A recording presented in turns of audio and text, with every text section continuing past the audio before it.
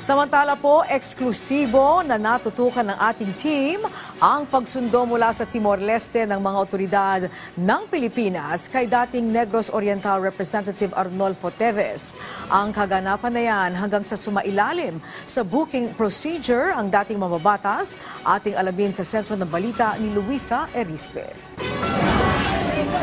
Matapos arestuhin si dating Congressman Arnolfo Teves Jr. sa Dili, Timor-Leste, Martes ng gabi at naglabas ng pahayag ang gobyerno ng naturang bansa na agaran ng ipadedeport si Teves, ang pamahalaan ng Pilipinas, alinsunod sa utos ni Pangulong Ferdinand R. Marcos Jr. Agaran ding naghanda para sa deportation at pagkuha kay Teves mula sa Timor-Leste. Sa pangunguna ng Department of Justice, National Bureau of Investigation, Bureau of Immigration, Presidential Communications Office at Philippine Air Force, Miyerkules, alas 11 ng gabi, agad na bumiyahe ang pamahalaan para kunin ang puganting sospek. Nandito tayo ngayon sa loob ng Philippine Air Force C-295, ang eroplano na inaasahang susundo kay dating Congressman Arnolfo Teves Jr. sa Dili, Timor-Leste.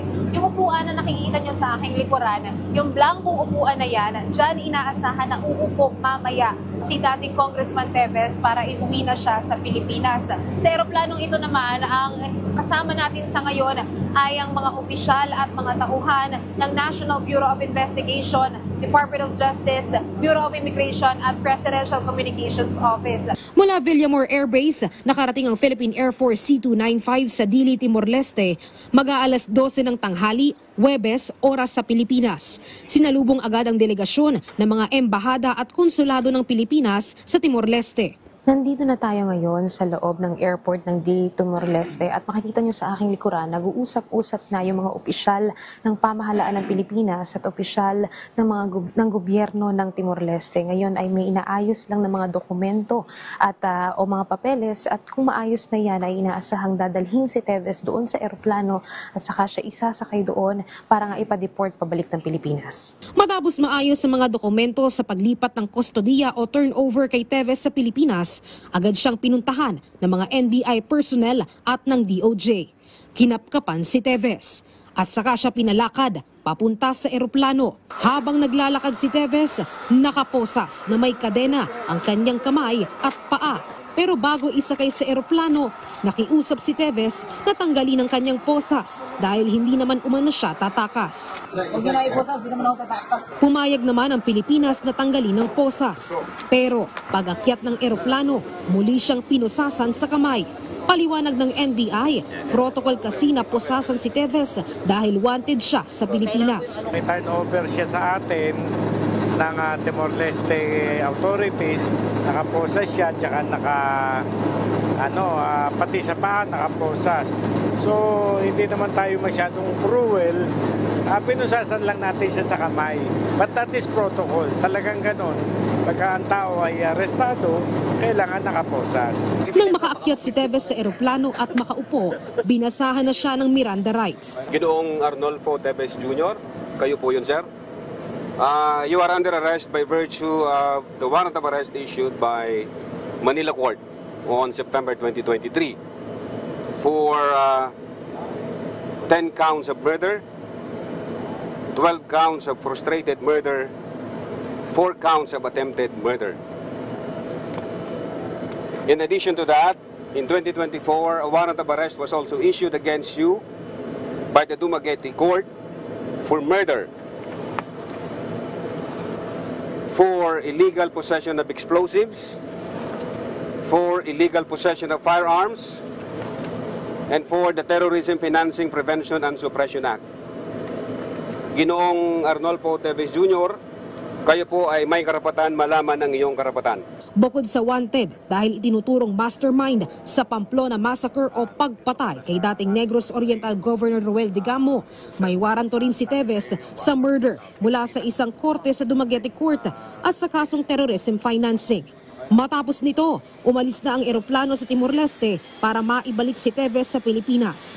Mag-aalas 3 ng hapon, oras sa Pilipinas, nakaalis na ang eroplano ng Philippine Air Force na C-295 mula sa Dili, Timor-Leste. Kaya sa ngayon ay kasama na natin dito sa loob ng eroplano si dating Congressman Arnolfo Teves Jr.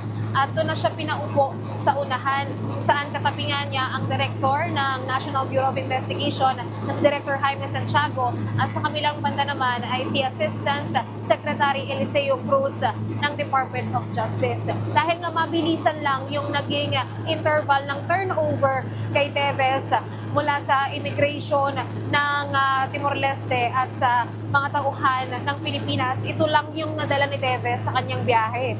Ito ay 2 paper bag, isang kulay pula at isang kulay puti. Ang laman lang nito ay may mga tubig, tsinelas at meron ding mga kaunting pagkain. Pero pagdating naman dito sa eroplano ay hindi siya pinapabayaan. Merong binibigay sa kanya na pagkain at inaalalayan din siya ng mga tauhan ng Philippine Air Force. Matapos naman ng 5 oras, una munang tumigil ang eroplano sa Davao International Airport para sa refueling at saka ito bumiyahe pa Villamor Air Base.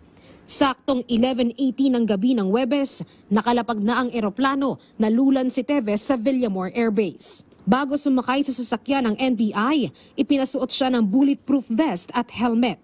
At saka siya idiniretso sa headquarters ng NBI sa Pasay City. Dito dumaan sa booking process kung saan kinuha ang kanyang fingerprint at nagkaroon din ng medical procedure. Booking, yung mugshot, and then medical, siyempre. Sabi niya nga sa akin, marami siyang gamot na iwan dito. So, magko-consult siya uli sa aming doktor, sabihin niya kung ano nararamdaman niya, titignan siya ng doktor, bago namin siya i-turn over sa aming detention facilities. Nakitaan naman ng ilang galos at pasa sa katawan si Teves, pero agad din itong ginamot ng doktor sa NBI. Paliwanag ni Teves, ito ay marahil sa pag-aresto sa kanya sa Dili, Timor-Leste. Matapos naman ang medical check-up, agad siyang kinuhanan ng mugshots at nagkaroon na siya ng pagkakataon na makita ang kanyang ina at abogado sa opisina ng NBI. Sabi ng DOJ, malaking tagumpay ang ginawang pag-aresto kay Teves dahil sa tulong na rin ng komunikasyon sa gobyerno ng Timor-Leste. Bagamat agaran ang nangyaring deportation, matagal na rin naman umanong plano na pabalikin si Teves sa Pilipinas mula pa noong Setyembre 2024. Na-aproban na ito last September pa last year. Kaya lang nagkaroon ng mga delay dahil sa mga petition itong si Congressman si Arnolfo Teves. Kaya ngayon lang natin na i-implement. Mabilis naman yung communication natin. Bagamat mayroong mga konting delay, nakuha naman natin on time yung si Arnolfo Teves. Inaasahan naman na i-detain si Teves sa New Bilibid Prison pero sa detention facility ng NBI. Ang NBI na rin ang mag-a-assiste sa kanya sa pagpunta sa mga hearing sa korte para sa mga kasong nakabinbin laban sa kanya. Luisa Erispe, para sa Pambansang TV, sa Bagong Pilipinas.